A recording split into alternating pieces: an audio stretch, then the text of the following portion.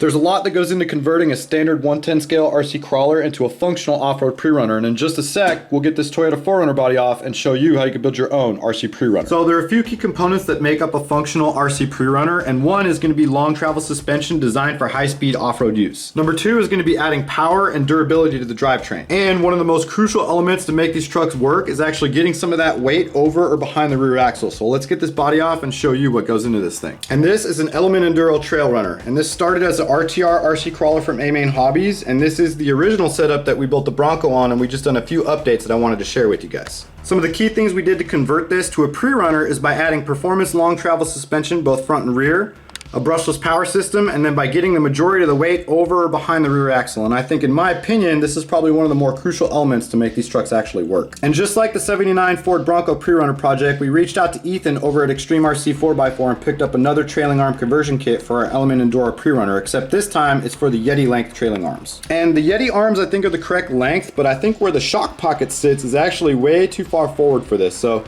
that kind of led us into adjusting the shock key placement to figure out the new angle for our shocks. And Vanquish RC makes some of the best quality scale parts in the entire industry. So we started there with a set of Yeti length trailing arms and mounted those to the Extreme RC trailing arm conversion kit. And with the shock pocket on these Vanquish trailing arms being so far forward, I remounted the shock key so that we can get the angle of placement of the shock with a better angle and to adjust for the travel difference with the same 90mm limit straps. We're running the same 90mm limit straps, and I wanted the load to be on the strap and not on the shock, and that kind of dictated our shock key placement as well. It's important to get your shock placement and motion ratios close and really take into account the size and length of the shock versus the amount of droop and up travel. And this is how we came up with the shock key placement that you see here to accommodate so we can actually get the load on the strap and not on the shock. And we'll move into the shock towers, and these shock keys are actually mounted to an Element Gatekeeper rear shock tower, and this is an Element Gatekeeper front shock tower flipped around so that we can maintain the body hole placement for the stock body. And the Gatekeeper shock tower is actually mounted directly to this Trailrunner with zero modifications, so it was already pre-tapped. And then these are just some standard crawler shock keys that we got on Amazon. So to kick the shock out a little further and get our placement better, we're running a ball end and a spacer to get this distance from the shock key out a little further. So moving on to the rear shock package, this is a PowerStroke XT from Proline, and it's a 5-inch shock, and we're using the provided green springs both top and bottom, and we're running 25 weight oil. And it's one of the only shocks I've found that has enough travel and enough oil to actually sustain the weight of these trucks for jumping. And here's a little comparison of the stock shock versus this PowerStroke 5-inch. And you can see that this PowerStroke is sitting at ride height, while this shock would be at full droop. So it's a huge difference in the amount of travel and the amount of oil that this shock has. Now I would say probably the easiest mod on this entire truck was just figuring out that we can use some stock Baja Ray shocks. And what I did is I just took the shocks off of one of my Baja Rays. We're running 27 weight oil. And the weight on this truck versus a Baja Ray is pretty similar, so the spring rates are actually really good for the weight of this truck, and it's been proven to be a pretty durable setup for jumping. So on another one of these videos, when this truck jumped, I could actually see daylight through the wheel well. So we picked up an SSD scale motor, I chopped the bottom off, and then I just got that kind of jerry-rigged in there, basically just so that when you look through the fender, you don't see daylight. And then moving back to the rear sway bar, this is a Vanquish Currie off-road sway bar for the Yeti. And with these Yeti trailing arms, it pushed the pocket forward, so the rear sway bar would have been mounted in these two holes right here.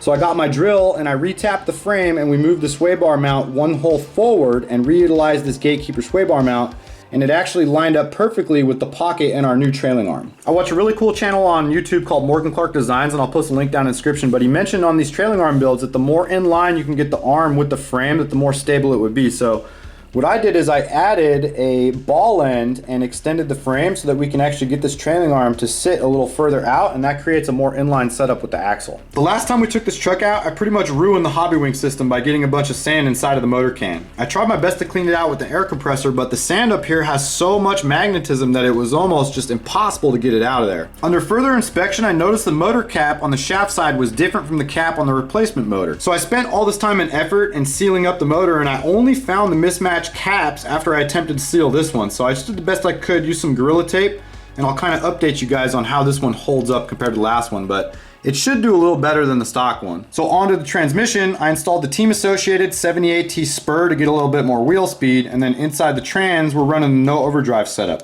These Element transmissions, you'll have to reference a manual, but you change out 2 gears and it gives an equal distribution both front and rear, because this is a functioning 4x4 system. So I did actually tear up a front ring gear on this thing, but I just think it was from having the drive shaft not shim. So We just shimmed the drive shaft, pushing the pinion into the ring a little further, and then I updated with some of these Samex aluminum diff cups. And we did upgrade the axle in this thing. We're running a Vanquish Currie F9 designed for the SCX-10-2, and what we did is we got a full set of SCX-10-2 axle internals, basically a full rebuild kit, and rebuilt this entire axle with Axial internals. And here's the part number for that Currie F9 for the SCX-10-2.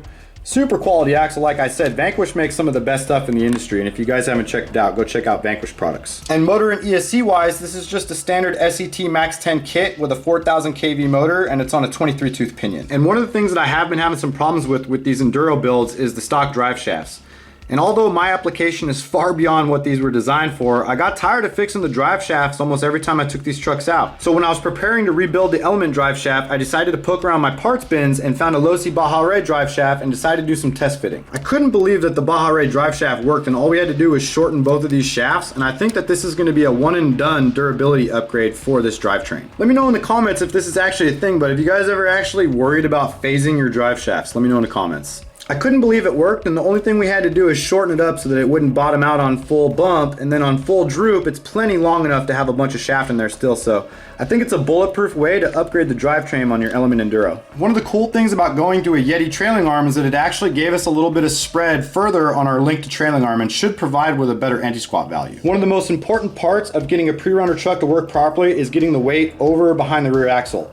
All RC crawlers are set up with a nose heavy CG and all the weight over the front to assist in crawling, almost the exact opposite of what we're trying to go for in a Prerunner.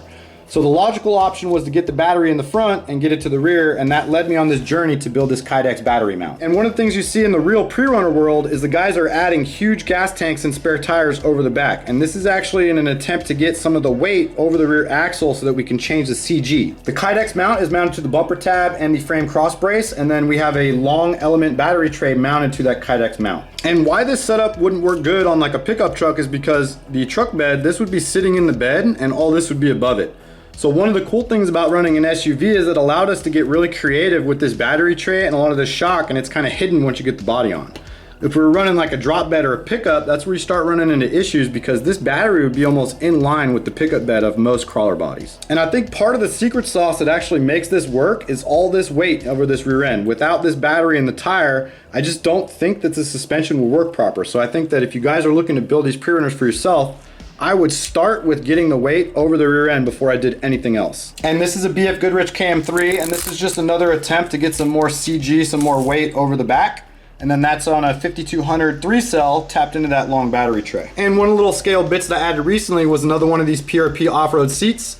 And I literally just tapped that into the receiver box and put 2 screws into the base and just hard mounted that directly too. So another thing I was working on was trying to get a cage to work with the XJ body for the Jeep, and that's how I came up with these little bulkhead and this little Kydex piece. So I'll get that cage out and show you guys kind of what I was working with. So this is actually a Losi Tenacity DB Pro cage that I had for another project, and what I had done is I actually fit it so that this was relatively the height that we needed to fit our XJ body. And I'm gonna go get that XJ body just to show you guys what this looks like. So here's this XJ body, and I'll roll in some footage of this thing driving, but you guys can kind of get an idea of what I was going for by trying to use another one of these off-the-shelf cages. And it actually fit the door jambs and the cage lined up pretty good for what it was. So I do have some other cages that we're gonna swoop to see if we can get that to work with some other bodies. And until then, I'm just gonna leave this little bulkhead and stuff on there right now.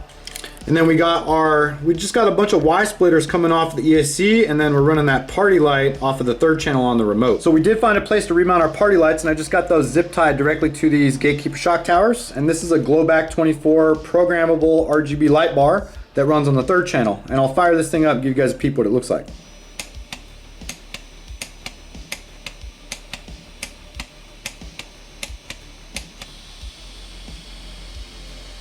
And we're using the stock Element 4Runner body on this with a couple of scale bits. So we added this Axial universal 5-pod light bar, and that's running some RC 4-wheel drive KC daylighter lenses that I glued in. And then we're just running some KC lenses kind of glued up onto the front bumper. And we had to cut the front grille out so that it would actually make room for the bumper that comes on the crawler. So these Element bodies actually come with some really cool injection molded bits, but they're not held in with anything other than these little like circle tabs. So what I had done is I actually got some E6000 and I went through the whole body and just put a little dab of E6000 to hold in all these little injection molded bits. So when I mounted this spare tire up, it was actually flexing out the window. So we cut out the rear window, kind of gives a cool look, allows you to see up in here. And then if you push on the back of the body, you'll notice that the battery tray is actually pretty much flush with the body, so there's not a lot of gap once you push the body back on. We got some Scala Shiitake stickers on there, running some of our Hoonigan license plates. We're still running the stock 1.55 Element rims and tires because they just fit the body better.